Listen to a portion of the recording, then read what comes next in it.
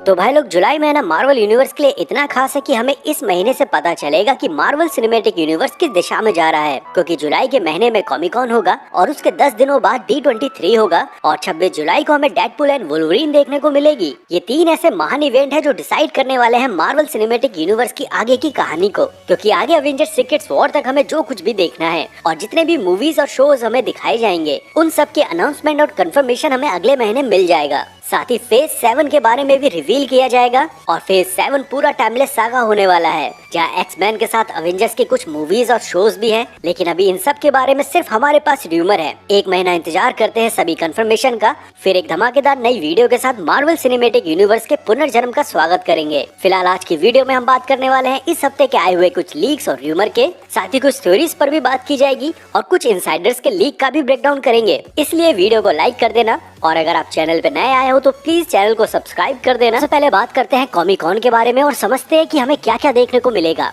और अगर आपको ये नहीं पता कि कॉमिक कॉन क्या है तो भाई साहब कहाँ रहते हैं आप। खैर, कॉमिक कॉन एक ऐसा इवेंट है जहाँ मार्वल अपने अपकमिंग शोज और मूवी की अनाउंसमेंट करता है, साथ ही कास्टिंग, डायरेक्टर और मूवी टाइटल को भी अनाउंस करता है। आज से आने वाले 5 साल का सारा मटेरियल यहाँ पे दे दिया जाएगा और जो पिछले कॉमिक कॉन में अनटाइटल चीजें रह गई थी, जहाँ मार्वल फेज 6 में कई और नई मूवीज और शो को इंक्लूड करने वाला था, तो उसका भी हमें क्लियरिफिकेशन मिलेगा। क्योंकि थॉर 5, डॉक्टर स्ट्रेंज 3 और स्पाइडरमैन 4 जैसी कई मूवीज हैं जो फैंस हमेशा से देखना चाहते हैं। इसके अलावा शैंग-ची 2, blade, fantastic 4, young Avengers, Avenger Kang dynasty, Avenger secret war जैसी और भी मूवी हैं जिनको मार्वल अपनी स्लेट में अपग्रेड करेगा। और अभी रिसेंट में एक न्यूज सामने आई है कि फैंटास्टिक 4 को डिले कर दिया गया है, जो हमें 25 जुलाई को देखने को मिलने वाली थी। अब ये मूवी हमें नवंबर में दिखाई देगी। जहां ब्लेड मूवी रिलीज होनी थी उसकी जगह फैंटास्टिक 4 रिलीज होगी। साथ ही ब्लेड मूवी के साथ एक और कांड चल रहे हैं। 6 डायरेक्टर, 2 राइटर्स और न जाने कितनी स्क्रिप्ट को बदल दिया गया है और भगवान जाने इस ब्लेड मूवी का क्या होने वाला है। क्योंकि अगर ब्लेड मूवी तैयार नहीं होगी तो मिडनाइट सन्स भी नहीं देख पाएंगे, क्योंकि ये दोनों मूवी इंटरकनेक्टेड होने वाली है। जब ब्लेड की स्टोरी को आगे मिडनाइट सन्स में दिखाया जाएगा, साथ ही ये जो मिडनाइट सन्स में जो पूरी टीम दिखने वाली है वो हमें अवेंजर सीक्रेट वॉर में भी दिखेगी। और अगर ये सब डिले होता रहा तो इनकी स्टोरी लाइन सीक्रेट वॉर में चेंज कर दिया जाएगा। क्योंकि मार्वल की अपकमिंग मूवीज और शो के जितने भी शूटिंग है वो अगले महीने से शुरू होने वाले हैं और 2025 के लास्ट तक ये सारी चीजें बैक टू बैक चलती रहेंगी। साथ ही अवेंजर 5 की शूटिंग अगले महीने से ही है, तो लीक और सेट फुटेज देखने को मिलेंगे। ब्रेकडाउन के लिए तैयार रहना। कॉमिक कॉन अगले महीने जुलाई में होगा 18-19 को। इसके बाद 26 जुलाई को हमें देखने को मिलेगी डेडपूल एंड वुल्वरीन। और ये मूवी रिलीज होते ही पूरा मार्वल सिनेमैटिक यूनिवर्स बदल जाएगा, क्योंकि इसमें पोस्ट क्रेडिट सीन एक एपिक लेवल का है। साथ ही स्टोरी लाइन के साथ वॉइड और TVA को भी ऐड किया गया है, जो एक ढंग से अवेंजर सीक्रेट वॉर की एक प्रीलूड कहानी बन जाएगा। और इसके बाद डेडपूल एंड वुल्वरीन हमें MCU में भी तो दिखाई देंगे। साथ ही अवेंजर्स के साथ इनका क्या कनेक्शन रहेगा और कैसे केमिस्ट्री बैठेगी, इसके बारे में भी सब पता चलेगा। फिलहाल अभी इससे भी कई सारे लीक्स हैं, आगे बात करते हैं। इसके बाद D23 होगा 10 और 11 अगस्त को और इस इवेंट में हमें अवेंजर 5 और अवेंजर सीक्रेट वॉर के साथ यंग अवेंजर्स और बाकी प्रोजेक्ट के बारे में काफी कुछ पता चलेगा। कास्टिंग को क्लियर भी करेंगे। ये एक ढंग से वैसा ही होगा जो उन्होंने कॉमिक कॉन में नहीं बताया होगा, उन चीजों को इस D23 में रिलीज किया जाएगा। और उम्मीद ये जताई जा रही है कि कैप्टन अमेरिका एक बहादुर दुनिया का जो ट्रेलर है वो हमें कॉमिक कॉन या D23 में देखने को मिलेगा।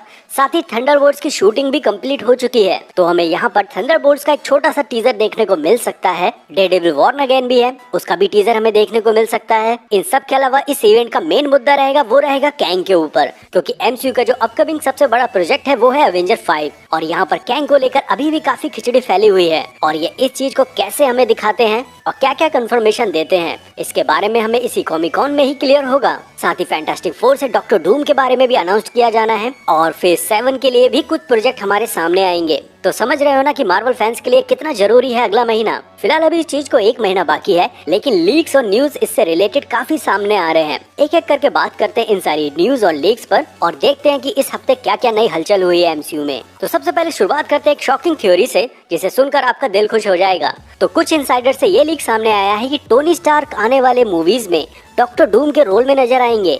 ये एक तरह के वेरिएंट होंगे जिनको सीधा अवेंजर सीक्रेट वॉर्स में दिखाया जाएगा। और ये जो आयरन मैन होगा इसको सीधा अडेप्ट किया जाएगा इन famous Iron Man comic book series से, जहाँ इस यूनिवर्स में आयरन मैन के मर जाने के बाद ये डॉक्टर डूम आयरन मैन की जगह लेगा। और ये जो डॉक्टर डूम आयरन मैन की जगह लेने वाला है, इस कैरेक्टर को RDJ प्ले करेंगे और इस यूनिवर्स में जो आयरन मैन होगा उसको कोई दूसरा एक्टर प्ले करेगा। इसके अलावा जो हमें फैंटास्टिक 4 में डॉक्टर डूम देखने को मिलने वाला है उसको कोई दूसरे एक्टर प्ले करेंगे। लेकिन ये जो infamous iron Man comic series वाला वाला आयरन मैन होगा, इसको आरडीजे प्ले करेंगे। और कायदे में ये थ्योरी सच में दमदार है। अगर मार्वल चाहे तो आरडीजे को ऐसे भी दिखा सकता है और अवेंजर्स सीक्रेट वॉर के फाइनल में कुछ हमें ऐसा देखने को मिले कि मार्वल 616 के आयरन मैन को प्ले करने वाले RDJ versus infamous iron man के ये डॉक्टर डूम वाले आरडीजे। सोच के देखो और बताओ नीचे कमेंट में कि ऐसा होना पॉसिबल है या नहीं। इसके बाद हमने पिछली वीडियो में ये कवर किया था कि वास्प का रोल करने वाली एक्ट्रेस ने एक्टिंग से संन्यास ले लिया है और इसी के चलते अब मार्वल वास्प के रोल के लिए रिकास्ट कर रहा है। तो भाई लोग, जो हम वास्प देखते हुए आ रहे हैं एंटमैन के साथ, वो हमें आगे नहीं दिखने वाली और जल्द ही वास्प के रिकास्टिंग के बारे में आपको पता चल जाएगा। इसके बाद थंडरबोल्ट से कुछ चीजें सामने आई है, जहाँ ये बताया जा रहा है कि इस मूवी में दिखने वाला हमें जो सेंट्री है वो अपनी पावर को खोते हुए नजर आएगा और इसकी वजह से वेल और रेड गार्डियन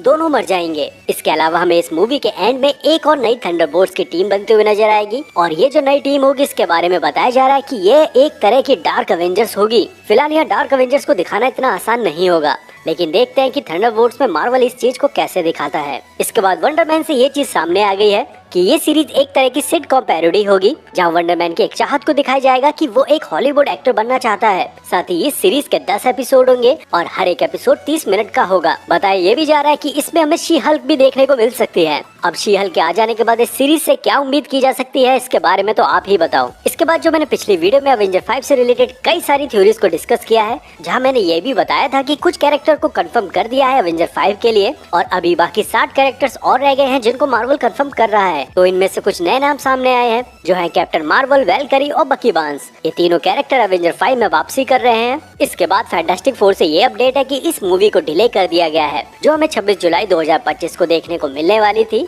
अब ये मूवी 7 नवंबर 2025 में देखने को मिलेगी और ये 7 नवंबर ब्लेड मूवी के लिए रखी गई थी और ब्लेड मूवी का अभी तक कुछ अता पता नहीं है, तो इसलिए 7 तारीख के स्लॉट में फैंटास्टिक फोर को दिखाया जा रहा है। और जो फैंटास्टिक फोर 25 जुलाई 2025 में देखने को मिलने वाली थी, उसकी जगह मार्वल कोई ना कोई मूवी अनाउंस करेगा। देखते हैं इस कॉमिक कॉन में इस चीज के बारे में हमें क्या पता चलता है। इसके बाद डेडपूल एंड वुल्वरीन की तरफ से वुल्वरीन के कुछ आर्ट्स को रिलीज किया गया है। वुल्वरीन को 3 अलग अलग ढंग में देख सकते हैं। पहला जहां उसके पास फुल स्लीव है, दूसरा उसकी स्लीव फट चुकी है और ये शोल्डर पैड भी है और साथ ही इस फोटो में वुल्वरीन का मास्क भी है। और इन फोटोज के सामने आ जाने के बाद एक चीज तो क्लियर हो जाती है कि अब तक जो मार्वल फैंस वुल्वरीन को कॉमिक एक्यूरेट सूट में देखना चाहते थे, वो हमें इस डेडपूल वुल्वरीन मूवी में देखने को मिलेगा, जहाँ धीरे धीरे वुल्वरीन के कपड़े फटेंगे और मूवी के एंड में आते आते वुल्वरीन हमें फुल कॉमिक एक्यूरेट सूट में दिख जाएगा। इसके बाद हम फिर से थंडरबोल्ट्स की बात करते हैं और अब हमारे सामने ये आया है कि थंडरबोल्ट्स मूवी पूरी तरह से तैयार हो गई है और इसको ऑफिशियली कंफर्म कर दिया गया है। तो इन सब के बाद हो सकता है कि कॉमिक कॉन में हमें थंडरबोल्ट्स का ट्रेलर देखने को मिल जाए।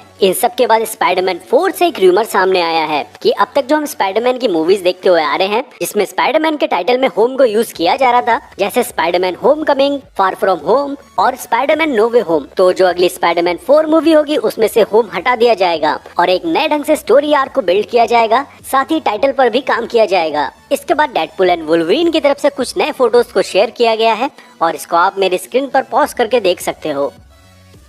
साथ ही डेडपूल एंड वुल्वरीन को चाइना में रिलीज करने में काफी कुछ दिक्कत भी आ रही थी, जिसको अब सॉल्व कर दिया गया है, जहां अब इस मूवी को चाइना में कुछ सीन के साथ नहीं दिखाया जाएगा। जैसे कई सारी सीन ऐसे हैं जिसमें खूना खच्चर है, वो भी काट दिया गया है और कई सीन ऐसे हैं जहाँ गाली गलौज भी हुआ है, उनको भी काट दिया गया है। इसके अलावा चाइना में इस मूवी रिलीज का टाइम वही रहेगा जो यूएस में रहेगा। जी हाँ, 26 जुलाई को। फिलहाल डेडपूल की टीम 2 तारीख को पहुंच जाएगी शंघाई अपने इस मूवी का प्रमोशन करने के लिए।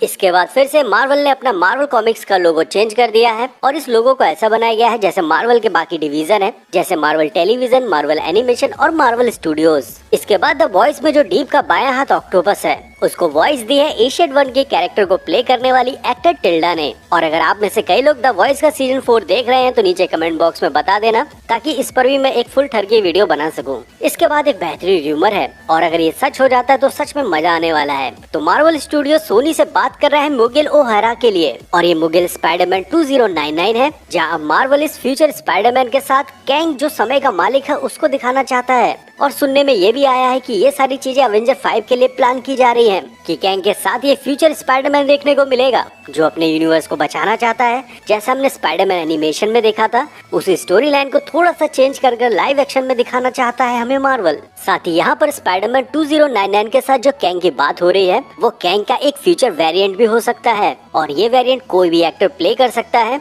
तो इस चीज के चांसेस ज्यादा हैं कि हमें ऐसी स्टोरी लाइन आगे देखने को मिल सकती है। फिलहाल आप इस फ्यूचर की टीम के बारे में क्या राय रखते हो नीचे कमेंट बॉक्स में बता देना। इसके बाद चलिए अब हम बात करते हैं कि इस साल हमें मार्वल की तरफ से कौन कौन सी मूवीज और शोज दिखाई जाएंगे। तो 26 जुलाई को होगी हमारी डेडपूल एंड वुल्वरीन, 18 सितंबर को देखने को मिलेगी अगाथा ऑल अलोंग, 25 अक्टूबर को रिलीज होगी वेनम द लास्ट डांस, 13 दिसंबर को रिलीज होगी क्रेविन द हंटर। साथ ही आइस ऑफ वकांडा इसी साल रिलीज होनी है, जिसके बारे में अभी तक कुछ बताया नहीं गया है। और जो हम सदियों से इंतजार कर रहे हैं स्पाइडरमैन की animated series the friendly neighbourhood Spiderman की, वो भी हमें इस साल देखने को मिलेगी और इसके बारे में भी अभी तक कुछ नहीं बताया गया है। तो उम्मीद ये जताई जा सकती है कि आइस ऑफ वकांडा और फ्रेंडली नेबरहुड स्पाइडरमैन इन दोनों का ट्रेलर हमें कॉमिक कॉन में देखने को मिल सकता है। साथ ही कैप्टन अमेरिका एक बहादुर दुनिया, थंडरबोल्ट्स और अवेंजर 5 का टाइटल और कैंग से रिलेटेड जितनी भी रिकास्ट वाली प्रॉब्लम है उन सब के कंफर्मेशन हमें कॉमिक कॉन में ही देखने को मिलेंगे। तो मार्वल सिनेमैटिक यूनिवर्स में एक नया अध्याय जुड़ने वाला है,